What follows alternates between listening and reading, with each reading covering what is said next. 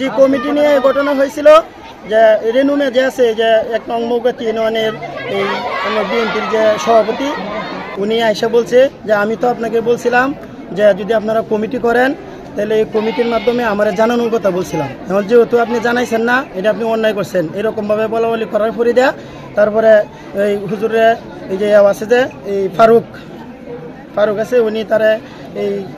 প্রথমেই আক্রমণ করছে, আক্রমণ করে হাইরা তখন স্যার থেকে ফালাই দিছে, ফালাই দিয়ে হাইরা পরে হুজুরে মাইদুর করছে, মাইদুর করে আবার মাদ্রাসার ভিতর থেকে টাইনে নিয়ে আসছে, আইনে হাইরা পরে এই বাহিরে বলছে সব ছাত্ররা বলছে যে তোমরা সবাই যাও গা, সবাই তোমরা চুরি, এবং কি এই উস্তাদরে কইছে যে আপনি এখন এখান থেকে এই মাদ্রাসা থেকে বাইর হয়ে যাবেন গা,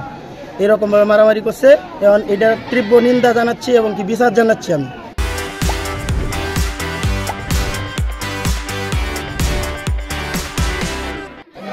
11টার দিকে মাদ্রাসা চলাকালীন অবস্থায় ৫-৬টা মোটরসাইকেল যুগে আমি ১০-১২ জন লোক আইসা আমার অফিস রুমে বন্দুকের ভাবে প্রবেশ করিয়া আমার সাথে তারা কথা বলে যে আপনি আমার চিনেন, চিনি, আপনি চিন্তা নেই, আমি আপনার কি কথা বলছি, আপনার তো বলছেন যে আপনার কথা মতো আমার চলন লাগে, বুঝলেন? তখন এই সমস্ত কথা বলছেন আপনি আপনার কথা মতো চলন লাগবে। আর আপনি আগে আমারে এই ফোন করে বলছেন যে 2009 সালে আমার নিয়োগ হয়েছে, তখন আপনি সহসভাপতির পদে ছিলেন, তখন বলছেন যে আপনি যে নিয়োগ দিছি আপনি আমার টাকা পয়সা দিচ্ছেন, আপনি আমার কিনা দিচ্ছেন,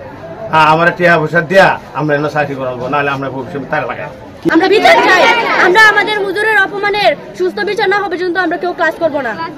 আমাদের মাদ্রাসায় এসে আমাদের হুজুরকে ঘর থেকে বার করে দিছে এবং তার কলারেও ধরছে, আমরা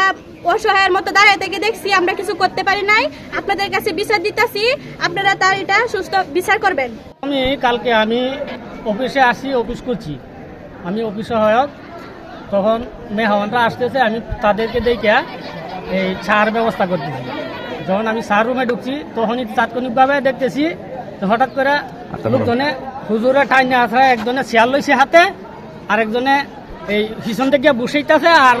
এইবারে হারুক নামে যে ছেলেটা, এই হারুকে হুজুরে ধাক্কায় আনতেছে, আর এক আলমগীর নামে যে ছেলেটা, এই ছেলেটা এই মানে হুজুরে পিছন থেকে বসেইতেছে।